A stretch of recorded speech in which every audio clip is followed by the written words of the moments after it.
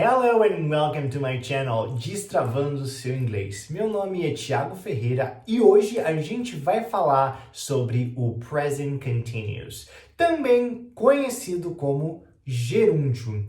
Isso mesmo, esse tempo verbal que, acredite se quiser, não existe em todas as línguas, graças a Deus no inglês tem e se comporta de uma maneira muito parecida como em português. Então, a gente precisa entender como é que a gente forma esse verbo quando a gente está falando em inglês.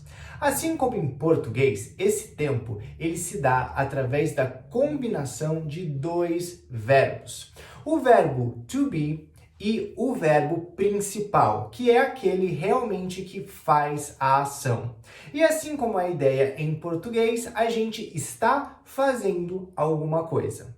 Para a gente transformar o verbo principal no gerúndio, é só a gente colocar no finalzinho dele o ing, que seria o em. Só que você tem que prestar muito cuidado quando você coloca esse ing, porque o G do final a gente não pronuncia. Então, por mais que você queira muito que a língua coce esse G, você simplesmente engole e finge que ele não está lá. Então, vamos ver um exemplo para que a gente consiga entender como fazer esse verbo.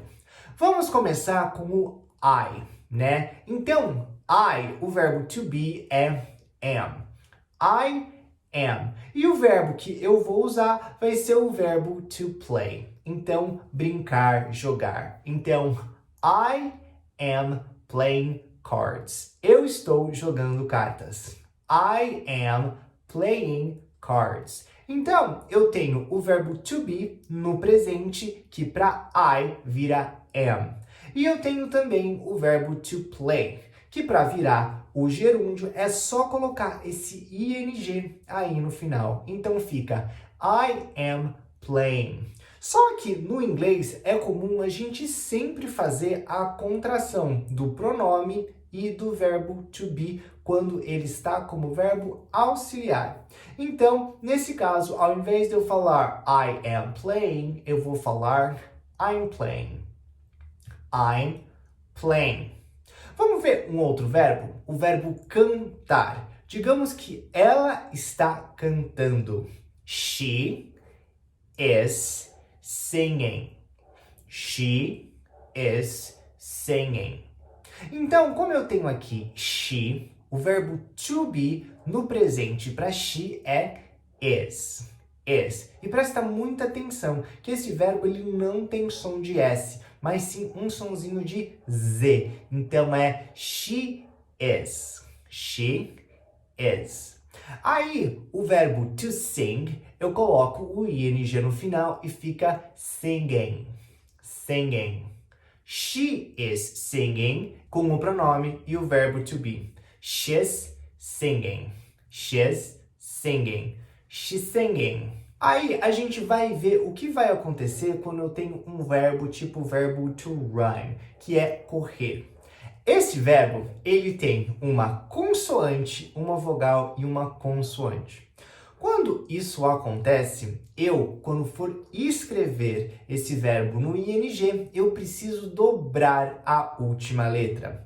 Então, se eu for falar que eles estão correndo, they are running, eu vou escrever running com dois N's. They are running. O are é o verbo to be no presente do they. Eles. They are running. E é claro, vou fazer a contração. E aí vai ficar they're running. They're running. Perceba que a pronúncia do they mais o are é a mesma pronúncia do there, de lá, e do there, de deles. Então é they're running. They're running.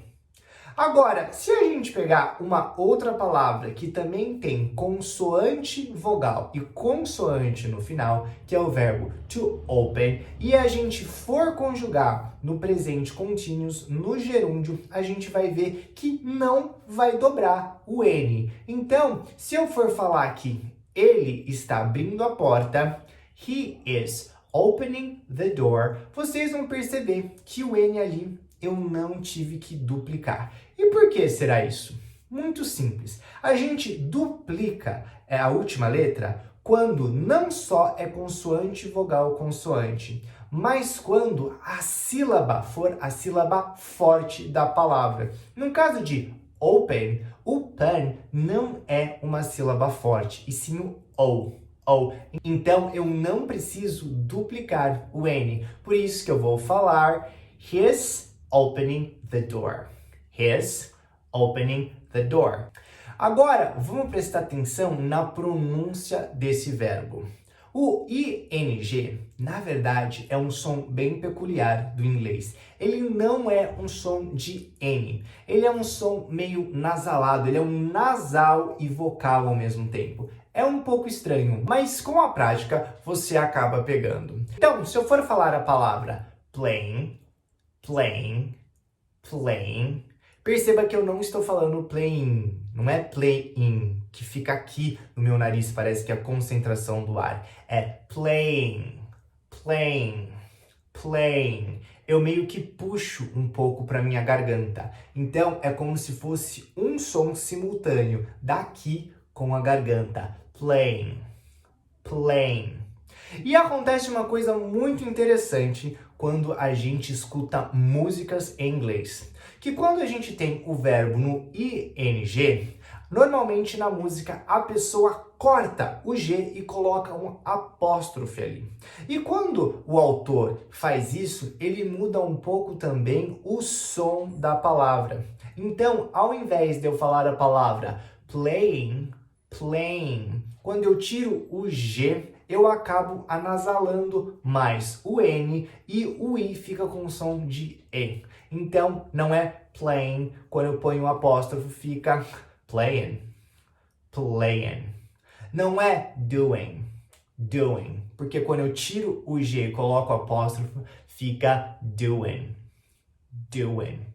Então, aprenda isso. Existe sim uma diferença de pronúncia quando você tira o G em músicas, principalmente por questão de ritmo, que a pessoa não consegue falar, né? O cantor às vezes não consegue falar aquela palavra dentro do ritmo da música. Então você acaba enquadrando essa nova fonética. Mas não pense que isso fica apenas restrito ao mundo da música. É muito normal nós escutarmos várias pessoas falarem no dia a dia dessa maneira. Hey, how you doing? Tipo Joey do Friends. Então isso é muito, mas muito comum. O importante é que você consiga reconhecer essas duas formas de pronúncia e principalmente consiga montar direitinho esse tempo verbal. Então, vamos recapitular. Para você fazer o present continuous, que é o gerúndio no presente, você precisa do verbo to be, que vai ser am para I, is para he, she, it, ou are para you, we e they, e depois o verbo principal no ing. Aí é só utilizar a sua imaginação e o seu vocabulário para montar as frases que você quiser. Bom, espero que vocês tenham gostado. Não esqueçam de deixar um like, a thumbs up e de se inscrever, subscribe to the channel, que é muito importante para mim, para que eu continue fazendo novos conteúdos para ajudar no desenvolvimento do seu inglês. Thank you so much and see you in my next video. Bye!